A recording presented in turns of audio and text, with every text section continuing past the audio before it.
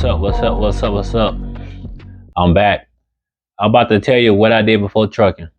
Now, will you guys please do me a favor, hit the like and subscribe button. It'll help me out a lot. I appreciate it. Now, what I did before trucking. Back in 2008, I was a forest firefighter. I did that for 1 year. The most famous fire I ever been on was when the Everglades caught on fire back in 2008. When the Everglades caught on fire, I did a interview with a news station, and I tried to find the footage that way I can put it on here, but I couldn't find it. I was looking for it. I'm gonna keep looking for it just in case if I find it, I'll post it. Now, I did that for a year, and the reason why I left is because it was unpredictable. It was a whole bunch of sitting at home waiting time because they don't call you individually; they call it a group. So if there wasn't no fire, you're not getting paid. So I said, man, this ain't for me. 2009, I started doing tree trimming. Basically, what that is I climb trees and cut them off with a chainsaw. I had spikes on my shoes. I climbed the trees up. I notched the front, boom, boom. I notched the back, step to the side, push it over, fall to the ground. When it falls, especially when it's over someone's house. So I did that for almost a year. Almost a year. Almost a year. Because I did it in the wintertime and I did ice storms and I did power line clearance. That's another reason why I quit. If you ever been close to a power line, that sucker hums. And we started doing line clearance next to those power lines, cutting the trees away. I was like, no. I seen too many stories and I heard too many stories of people getting electrocuted. That wire hitting the tree and you get electrocuted. I like, man, this ain't cutting it what they paying me. So I'm done. I'm out of here.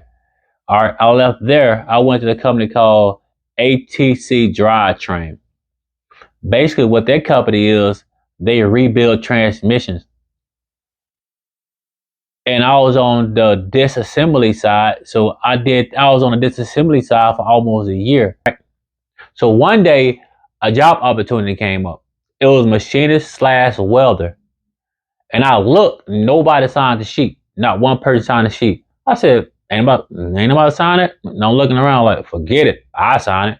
So I signed the sheet. They know how to weld. They know how to don't know how to do nothing. Never ran a lathe machine a day of my life. So I signed it.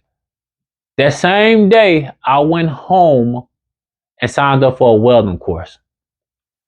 This was on a Tuesday. So that Thursday, I signed up for a welding course to learn how to TIG weld. Okay, so that following week, all next week, that following Monday to that Friday, I was welding, TIG welding. So that next week, after that week I was TIG welding at school, they called me in for an interview. I had to do a weld test. And I took the weld test, and I knew how to weld just enough to pass it, and I got the position. So the position was rebuilt torque converters.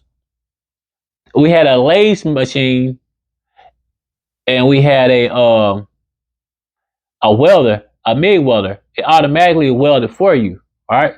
Then you put it on a lathe machine, and it cut it down to size. Then you dip it in water. Then they pressure test it. If it leaks, then you take it you put it on the TIG welding machine. Then this one you have to TIG weld it yourself. You TIG weld any cracks or anything that the MIG didn't do. You have to do it with TIG welder. Yeah, I did that for a while. Then I asked them, I like, hey, can you pay for my welding school? They said, yeah. So I went back to welding school for MIG. That way I could learn how to set up the MIG machine better. And I could learn how to MIG. So I did that from 2009 to 2013. So I left there and I went to a company called DBI Service. I worked there from 2013 to 2017. And what I did there was I got hired on as a welder slash mechanic. I didn't know how to change brakes. I didn't know how to do anything, but I knew how to weld. But I didn't know how to fabricate. We did a lot of fabricate. So they hired me on as a welder. So as we built the trucks from scratch. We built the truck. We put rail good on there. We put 3,000 gallon tanks on there. and the truck drive on the railroad tracks. So once we build it, we had to maintain it, and that's when mechanic part came in. So I learned how to be a mechanic. In like 2 years, I became the head fabrication in the shop. I was the best welder in the shop. No lie. Okay, I left there. And I went to FedEx Freight. I said, man, I want to make more money. And FedEx Freight was hiring a diesel mechanic. And I figured, hey, I was working on diesels at this company, but I'm not making as much money. And I'm welding too. But I applied for FedEx Freight. And so I applied for FedEx Freight in 2017 and I got hired. But they didn't put me on diesel trucks. They put me on the trailers. So I worked on the trailers and dollies the whole time. I didn't touch the truck not one time. I let someone come in, they need a headlight or something, and they couldn't find a diesel mechanic, so they came and got me. So I worked on the trailers and dollies the whole time. Then I guess FedEx Freight found out I knew how to weld. So at the time on the tow eyes, on the dollies, they used to send them out to get them welded. When they found out I had my certification in welding, I was the only person in Oklahoma that actually was welding those tow eyes. I ain't gonna say I was the only person. I was the only person in Oklahoma City doing it, but I can't speak about the whole state. I was the only person in Oklahoma City welding a tow eye.